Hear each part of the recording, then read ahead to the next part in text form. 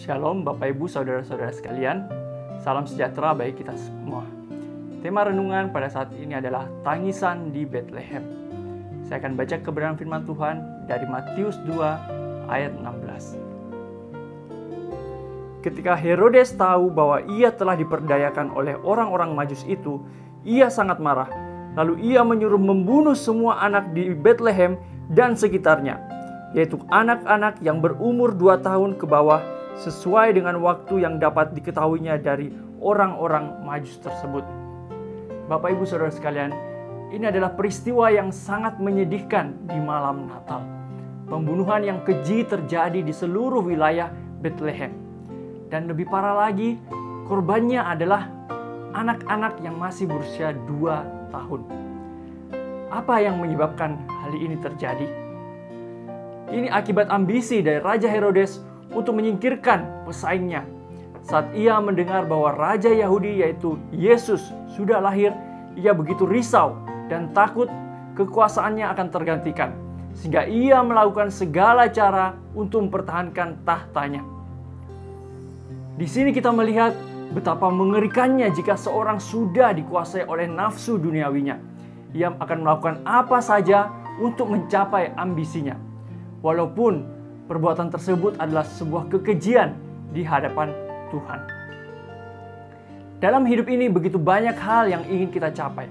Banyak impian dan harapan dalam diri kita.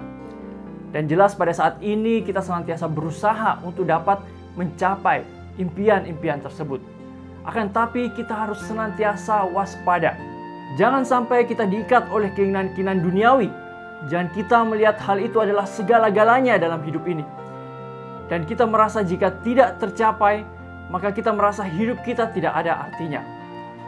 Itu jelas akan mengalihkan kita dari melakukan kehendak Allah, dari rancangan Allah dalam hidup kita. Pada saat ini begitu banyak godaan di dunia ini. Dikatakan bahwa dunia menawarkan pilihan yang tidak terbatas bagi hidup kita. Oleh sebab itu, jika kita tidak dapat mengendalikan rasa puas kita, kita akan terus disetir oleh keinginan-keinginan duniawi tersebut. Begitu banyak orang menghabiskan waktu mengejar hal-hal duniawi, membuat mereka lupa akan Tuhan, lupa melayani, tidak menjadi berkat, tidak ada waktu untuk melayani keluarga, bahkan mereka tidak memperhatikan kesehatan mereka. Oleh sebab itu kita harus hati-hati, karena segala hal yang berlebihan memiliki konsekuensi yang besar. Kita harus senantiasa ingat bahwa tujuan hidup kita adalah memuliakan nama Tuhan. Segala impian dan harapan kita harus sejalan dengan kehendak Allah. Bagaimana cara kita mencapai hal tersebut harus sesuai dengan kebenaran firman Tuhan.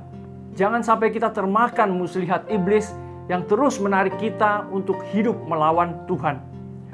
Segala pencapaian atau berkat yang kita miliki dari Tuhan bukan untuk memuaskan keinginan daging kita, namun untuk dipakai memuliakan Tuhan dari segala hal yang kita lakukan.